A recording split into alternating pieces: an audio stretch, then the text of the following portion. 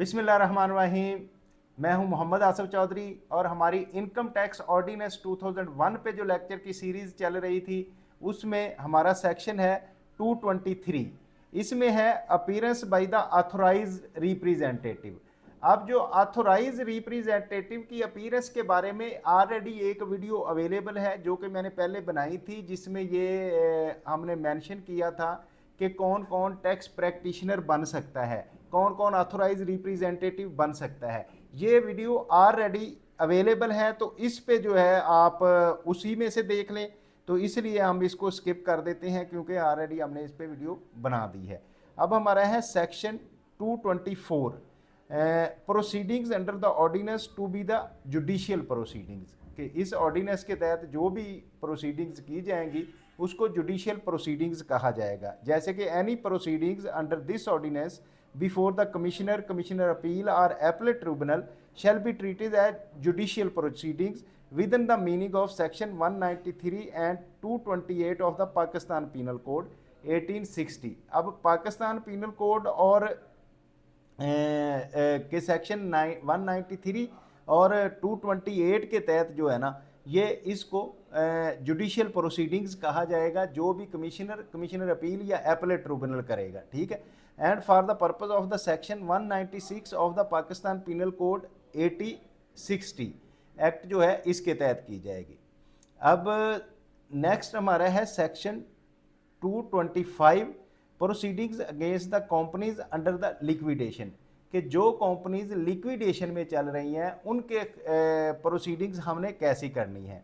Notwithstanding anything contained in section 310 of the companies act 2017, leave of the court shell not be required for continue within the commencing any proceedings under the ordinance against the company in respect of which winding up order has been made, provisional liquidator appointed। तो उसमें जो proceedings होंगी company की वो liquidation के ज़रिए चल रही होंगी, तो वो भी इस ऑर्डिनेंस के तहत हम उसको ट्रीट करेंगे। सेक्शन है 226, कंप्यूटेशन ऑफ लिमिटेशन पीरियड।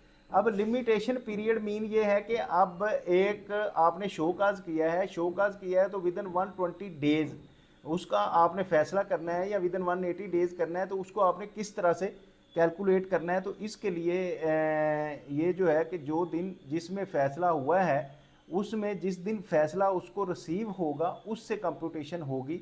तो ये हम इसमें देख लेते हैं। In computing the period of limitation there shall be excluded, कौन सा एक्सक्लूड किया जाएगा? In the case of an appeal और an application under this ordinance the day on which the order compiled of was served, and if the taxpayer was not furnished with the copy of the order when the notice of order was served, on the taxpayer the time requisite obtaining copy of such order। यानी कि जिस दिन वो order जो है वो सर्व किया जाएगा उस दिन से ये प्रोसेस शुरू होगा जिस दिन ऑर्डर सर्व हुआ है, तो वो डे जो है कंप्लीशन का होगा। In the case of assessment और other proceedings under this section वो क्या होगा? ये तो है कि अपील के लिए जब जाना है तो वो डे होगा। और अगर हमने प्रोसीडिंग्स करनी है under this ordinance, the period if any for which the proceedings were stayed by the court by any court, कि अगर कोर्ट से कहीं से स्टे हो गया है एपलेट ट्रिब्यूनल और एनी अदर अथॉरिटी, या फिर the period if any for which the proceeding for the tax year remained pending before the court of appellate tribunal या ADRC अल्टरनेटिव डिस्प्यूट रेजोल्यूशन और एनी अदर अथॉरिटी को जो होगा तो वो टाइम हम उसके बीच में से निकाल देंगे। सेक्शन है 227। सेक्शन 227 जो है ये है कि अगर किसी के ख़िलाफ़ होती हैं bar of suit in civil court, कि सिविल कोर्ट में किसी के ख़िलाफ़ ऐसे ऑफिसर के जिसने कोई असेसमेंट ऑर्डर किया है, कोई प्रोसीडिंग्स की है, उसके खिलाफ सिविल कोर्ट में कोई भी फैसला नहीं होगा। कैसे? नो सूट और other legal proceedings shall be brought in any civil court against any order made, कि कोई भी legal proceedings shall not be brought in civil court, किसी भी सिविल कोर्ट में नहीं होगी अगेंस्ट एनी ऑर्डर मेड, कोई भी अगर ऑर्डर किया गया है, और एनी नोटिस इशू या कोई नोटिस इशू किया गया है under this ordinance, and no prosecution suit or other proceedings shall be made against any person anything which it is good faith done intent to be done under the ordinance or any rules made thereunder or any notice issued thereunder कि ऐसा है कि किसी भी officer ने कोई assessment order की है, कोई नोटिस इशू किया है या इन गुड फेथ इस ऑर्डिनेंस का काम करने के लिए उसने कुछ इशू किए हैं नोटिस, तो उसमें क्या होगा कि उसके खिलाफ कहीं भी किसी भी कोर्ट में सिविल सूट नहीं किया जा सकता। तो इसकी एक्सप्लेनेशन क्या है? For the removal of doubt it is clarified that civil court includes any court exercising power of the civil court, mean कि ऐसी कोई भी कोर्ट जिसमें जो पावर यूज़ कर रही हो सिविल कोर्ट्स की उसको सिविल कोर्ट कहेंगे। Notwithstanding anything contain in any other law for the time being in force no investigation on inquiry shall be undertaken, कि कोई भी इन्वेस्टिगेशन या इंक्वायरी जो है वो अंडरटेक नहीं की जाएगी और इनिशिएट की जाएगी by any government agency against any officer और ऑफिशियल और anything done to the official capacity in this ordinance rule instruction or direction made are issued thereunder without the prior approval of the board, कि जब कोई भी officer जो है वो अपनी ड्यूटी कर रहा है और उस ड्यूटी में उसने कोई काम किया उसके अगेंस्ट कोई भी प्रोसीडिंग्स, चाहे कोई किसी इन्वेस्टिगेशन अथॉरिटी की है, कोई इंक्वायरी है, कोई और गवर्नमेंट प्रोसीडिंग्स है, तो वो उसके खिलाफ कोई केस नहीं हो सकता जब वो अपनी ड्यूटीज़ कर रहा है। कि उसने ड्यूटीज़ की, कहीं छापा मारा है तो ज़ाहिर है छापा मारा और रिकॉर्ड उठा लिया, तो अब ये कहें कि नहीं जी ये इसने प्रोसीडिंग्स गलत की हैं तो इसके खिलाफ चोरी का पर्चा दर्ज कर दिया जाए, तो ऐसा नहीं हो सकता। तो ये प्रोटेक्शन करता है ऑफिसर्स की, सिविल सर्वेंट्स की। सेक्शन है 227A reward for inland revenue officer and officials. Inland revenue officer और ऑफिशियल्स को जो रिवार्ड दिया जाता है कि वो कोई एक्स्ट्रा ऑर्डिनरी परफॉर्मेंस करते हैं या वो ऐसी सिचुएशन रिकवरीज करते हैं जिसकी तहत उनको एप्रिसिएशन के लिए रिवार्ड दिया जाता है। तो लॉ क्या कहता है? इन केस 1 इन्वॉल्विंग कंसीलमेंट और evasion of the income tax and other taxes cash reward shall only be realization of the part of the whole of the tax involved in such cases be sanctioned to the officer and officials inland revenue for their meritorious conduct in such cases and other meritorious services, and the informer provided credible information leading to such detection, कि उन्होंने कोई बहुत अच्छी detection की, उसमें recovery हो गई और उस रिकवरी के उनकी एप्रिसिएशन के लिए, मेरिटोरियस सर्विसेज के लिए ऑफिसर्स को रिवार्ड दिया जाएगा। और अगर कोई उसमें इन्फॉर्मर है जिसने इन्फॉर्मेशन दी है तो उसको भी रिवार्ड दिया जाएगा। सेक्शन 227 है reward to the whistle blower. Whistle blower क्या होता है? विसल ब्लोअर बेसिकली एक ऐसा पर्सन होता है जो इन्फॉर्मेशन देता है कि कहीं टैक्स अवॉइड हो रहा है, एविजन हो रही है, तो उसके रिलेटेड वो जब इन्फॉर्मेशन देता है और डिपार्टमेंट उसमें रिकवरी कर लेता है उसकी इन्फॉर्मेशन की बेस पे, देन उसको भी रिवार्ड मिलता है। ये उसकी बात हो रही है। द बोर्ड में sanction reward to the whistle blower in case of the concealment और evasion of income tax fraud, corruption और misconduct provided credible information leading to such detection of the tax, कि वो ऐसे ही उसने जहाँ करप्शन हो रही है या टैक्स अवॉइड हो रहा है, एविजन हो रही है, इसके बारे में उसने कोई इन्फॉर्मेशन दी और उन इन्फॉर्मेशन के तहत डिटेक्शन हो गई, उस डिटेक्शन में फिर उसको भी रिवार्ड दिया जाएगा। द बोर्ड में by notification in the official gazette prescribe the procedure in this behalf and also specify appointment of the reward sanction under this sanction for the whistleblower। तो जो बोर्ड है वो इसके लिए लॉ बनाएगा, रूल्स बनाएगा, उन रूल्स के तहत उसको रिवार्ड दिया जाएगा। जैसे कि the claim for reward by the whistle blower shall be rejected, जो क्लेम है रिवार्ड का वो विसल ब्लोअर के खिलाफ जो बनाया गया है, क्लेम दिया गया, वो रिजेक्ट किया जा सकता है। किन किन बेसिस पे? The information provided is of no value, कि जो उन्होंने इन्फॉर्मेशन दी है उसकी कोई वैल्यू नहीं है, नंबर 1। नंबर 2 है information is not supported by any evidence, तो जो इन्फॉर्मेशन दी है उसके लिए कोई एविडेंस नहीं उसने दिया। Board is already has a information, कि बोर्ड के पास पहले से ही इन्फॉर्मेशन है और फिर वो दे रहे हैं तो वो भी उसको भी नहीं मिलेगा। The information was available in the public record, कि ऑलरेडी पब्लिक रिकॉर्ड में कोई इन्फॉर्मेशन है और उसको बता के कह रहे हैं कि ये इन्फॉर्मेशन दी है, तो वो भी विसल ब्लोअर का काम नहीं है, उसको भी नहीं मिलेगा। No collection of taxes is made from the information provided from which the board can पे द रिवार्ड। तो जो इन्फॉर्मेशन दी गई इसमें और उन इन्फॉर्मेशन की बेस पे कोई कलेक्शन नहीं हुई, तो अगर कलेक्शन नहीं हुई तो इस बेस पे भी उसको कोई रिवार्ड नहीं मिलेगा। सबसेक्शन 4 है, for the purpose of this section whistle blower means the person who report the concealment evasion of the income tax leading to the detection or collection of the tax fraud and corruption, कि ऐसा बंदा जो ये information दे कि tax की concealment हो रही है, इनकम टैक्स और उसकी बेस पे एविजन हो रही है, उसकी बेस पे फिर वो डिटेक्शन की जाए और फ्रॉड और करप्शन को पकड़ा जाए और मिसकंडक्ट को। To the competent authority having power to take an action against the person or an income tax authority committing fraud, corruption, misconduct or involve in the concealment of the evasion of taxes, कि वो जब उसको misconduct और का देगा तो जो competent authority है जिसको ये इंफॉर्मेशन मिलेगी उसकी बेस पे वो उसके खिलाफ एक्शन करेंगे और एक्शन करने से फिर जो टैक्स एविजन और अवॉइडेंस है वो उसको पकड़ी जाएगी और रिकवरी होगी, इसको कहते हैं। इसी तरह है section 227BA reward and benefit for the certain person, कि कुछ और लोगों को भी रिवार्ड और बेनिफिट दिया जा सकता है। किसको? द बोर्ड में sanction reward to the e intermediate for filing of the return of the new tax payer, कि नए टैक्स पेयर की अगर कोई ई इंटरमीडिएट रिटर्न ज़्यादा फाइल कर रहा है जिसकी वजह से ब्रॉडनिंग ऑफ टैक्स बेस हो रही है तो उसको भी दिया जाएगा। ये तो बड़ी अच्छी बात है फॉर द टैक्स पेयर। कौन से जो कंसल्टेंट्स हैं, नए कंसल्टेंट बन रहे हैं और नए बंदे को ला रहे हैं उसमें, और उनके लिए ये रिवार्ड है, तो ये बड़ी अच्छी बात है मेरे पास, क्योंकि मेरे फॉलोअर में ज़्यादा न्यू कंसल्टेंट्स भी हैं। तो ये एक आपके लिए खुशखबरी है कि जितने ज़्यादा लाएं आप कोशिश करें उनको इकट्ठा रिकॉर्ड रखें। तो इस ला की भी हाफ पे मैं आपको बताऊंगा कि आप रिवार्ड के लिए अप्लाई कर सकते हैं।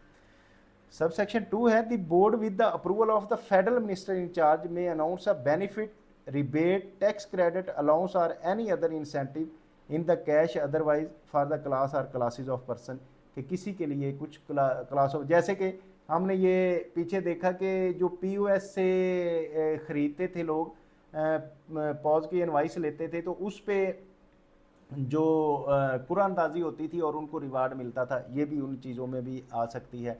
और सब सेक्शन 3 है, the board with the approval of the federal minister in charge by the notification in official gazette prescribe the procedure in its behalf also notify the class or class of the person eligible under this section. The provision of this section shall take effect from the date of notification by the board. तो इसी तरह का minister की in charge जो minister in charge है उसकी approval से कुछ लोग जो इसमें हेल्पफुल हों, जो टैक्स एविजन में हेल्पफुल हों, जो टैक्स कलेक्शन में हेल्पफुल हों, उनको रिवार्ड दिया जा सकता है। सेक्शन है 227D automated impersonal tax रजीम। Automated impersonal tax रजीम, आपको पता है कि ये अगर आप थोड़ी देर पहले जो पुराने टैक्स पेयर हैं वो जानते होंगे कि वो हाथ से अपनी रिटर्न बनाते थे और फिर लाइनों में लग के जाके ऑफिस में जमा करवा के आते थे। लेकिन अब क्या हुआ, with the passage of time इसमें ऑटोमेशन होना शुरू हो गई। ऑटोमेशन होना शुरू हुई तो अब क्या है कि यहाँ तक पहुँच आया कि आपके जब अपना कंप्यूटर रिटर्न फाइल करने के लिए खोलते हैं तो उसमें जितना भी FBR ने टैक्स काटा होता है वो आपको बता देता है जी ये आपका टैक्स कटा हुआ है, ठीक है। और उसके बाद आप इधर ही अपने ही ऑफिस में बैठते हैं, अपनी रिटर्न फाइल करते हैं और बैंक भी नहीं जाते, बैंक का भी वैसे ही पेमेंट जमा हो जाती है। पहले एक बैंकों में लाइन लग के जमा करवाना पड़ता था, दूसरा जाके FBR के ऑफिस में जाके वो रिटर्न जमा करवानी पड़ती थी। आप अपने बेडरूम में इवन बैठे अपनी रिटर्न फाइल कर सकते हैं। वजह क्या है कि ये सारी ऑटोमेशन हो गई है। ऑटोमेशन होने के वजह से अब क्या है कि इसका FBR के ऑफिसर का और टैक्स पेयर का जो है वो आपस में इंटरेक्शन बहुत कम हो गया है। जो नोटिस हैं वो भी उस पर आ रहे हैं और अब तो अपील का भी इसमें राइट है कि अपील भी आप कर सकते हैं ऑनलाइन। तो इसके बारे में क्या लॉ कहता है, the board may design and alternative impersonal taxation regime where the person interaction will be minimize. अब पर्सन का इंटरेक्शन मिनिमाइज हो गया। आपने देखा कि आपने घर बैठे सारे जवाब दे रहे हैं और रिटर्न फाइल कर रहे हैं। द बोर्ड में by the notification in official gazette prescribe the procedure in this behalf. इस तरह बोर्ड जो है एक प्रोसीजर प्रिस्क्राइब करेगा, रूल्स बनाएगा और उसके तहत ये ऑटोमेशन होगी। This section shall be applicable only for the low risk and compliant taxpayer as may be prescribed। तो अब ये एक ज़हन में रखना है कि ये किन लोगों के लिए है जो लो रिस्क केसेस हैं और जो कंप्लायंस पूरी कर रहे हैं उनके लिए ये है। अगर ऐसे लोग हैं जो टैक्स फ्रॉड कर रहे हैं तो उनका तो इंटरएक्शन होना ज़रूरी है, क्योंकि उनकी एफआईआर होती है और उनको पकड़ा जाता है। तो ये आप समझते हैं। अब अगर हम बात करें सेक्शन 227 की ई हेयरिंग, ये जो बात अभी मैंने बताई है कि अब ये है कि ये भी अपील भी ऑनलाइन होनी शुरू हो गई है और हेयरिंग भी, ई हेयरिंग की फैसिलिटी भी हो सकती है। The board may design and prescribed e hearing modules for the purpose of conducting hearing, conduct करने के लिए granting opportunity of being heard and electronic receiving of any information for the purpose of this ordinance के board एक procedures design करेगा, rules बनाएगा जिसके तहत ये सबको ई हेयरिंग होगी। The record of e hearing proceeding shall be admissible as a evidence before any forum of court and law and the for the purpose of this ordinance. तो वो जो ई हेयरिंग होगी वो एक रिकॉर्ड होगा और उस रिकॉर्ड के तहत बोर्ड जो है वो किसी भी कोर्ट में रिकॉर्ड पेश किया जा सकता है। तो द बोर्ड में make a rule for the this purpose of section, तो इसके लिए बोर्ड जो है वो रूल्स बना सकता है। अब आगे हमारे पास आ रहा है पार्ट 2, डायरेक्टरेट्स जनरल।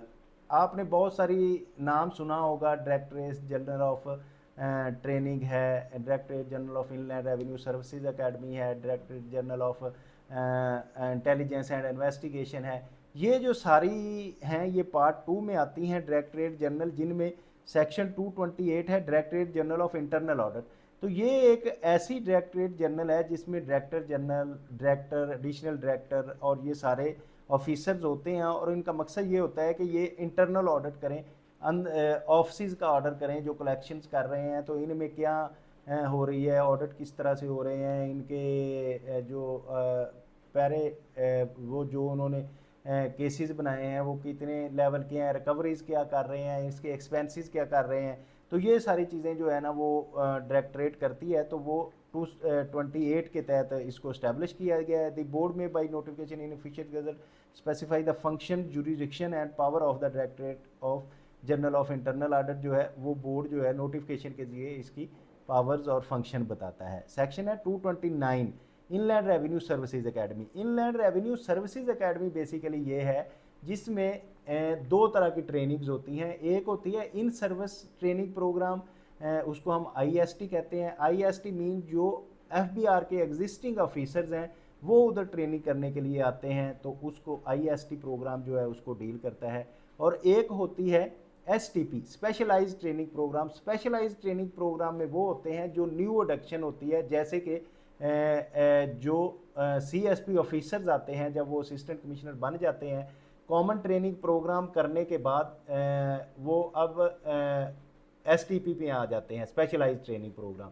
तो वो 1 साल के लिए तकरीबन इधर ट्रेनिंग का प्रोग्राम चलता रहता है, जिसमें वो उनको sales tax act, income tax ordinance, बाकी टैक्सेस लॉ, उनको अकाउंटिंग पढ़ाई जाती है, कॉस्ट अकाउंटिंग पढ़ाई जाती है। तो वो ट्रेनिंग उनकी जारी रहती है। तो वो इनलैंड रेवेन्यू सर्विसेज में ये 2 तरह के ट्रेनिंग प्रोग्राम चल रहे हैं। Inland revenue services academy shall be consist of director general और additional director and many directors, additional director, deputy director, assistant director and the office of the board में भी by the notification of official gazette. तो ये जो है ना इसमें section 229 के तहत होता है। द बोर्ड में by notification in official gazette specify the function, jurisdiction and power of the inland revenue services academy. जो है वो बोर्ड इसको गजट में स्पेसिफाई करता है, जुरिसडिक्शन बताता है। अब बात करते हैं हम सेक्शन 230 की। तो सेक्शन 230 ये है directorate general of intelligence and investigation. जो इंटेलिजेंस एंड इन्वेस्टिगेशन में डायरेक्टर जनरल हैं, एडिशनल डायरेक्टर हैं, डायरेक्टर हैं और असिस्टेंट और डिप्टी डायरेक्टर हैं, वो जो हैं वो सेक्शन 230 के तहत अपॉइंट किए जाते हैं और बोर्ड इसके रिलेटेड भी रूल एंड रेगुलेशंस बनाता है। और बोर्ड में notification of the official gazette specify the function, jurisdiction of the directorate general and officers, confers the power of authority specified in section 27 upon the directorate general of its offices। तो ये जो है board का rule बनाता है और functions बनाता है। तो अभी तक उम्मीद है कि आपको आज का लेक्चर अच्छा लगा होगा कि इसमें कुछ रिवार्ड की भी बातें हुई हैं, ऑफिसर्स के लिए भी बातें हुई हैं रिवार्ड की, फिर जो विसल ब्लोअर्स के लिए भी, और फिर जो ई इंटरमीडिएट के लिए स्पेशली हुई हैं। तो ये आज बड़ी खुशी की बातें आपने सुनी। उम्मीद है कि आप इसको समझ गए होंगे और दूसरों को समझाने के लिए इसको लाइक शेयर और सब्सक्राइब कर रहे होंगे। तो इसके अलावा अगर आपको कोई प्रॉब्लम आए तो कमेंट बॉक्स में कमेंट करें, उसका रिप्लाई दिया जाएगा। मैं दे भी रहा हूँ, आप देखते होंगे, तो और भी इंशाल्लाह कोशिश करेंगे कि आपको हर चीज़ से आगाह रखें। Thank you very much, have a nice day.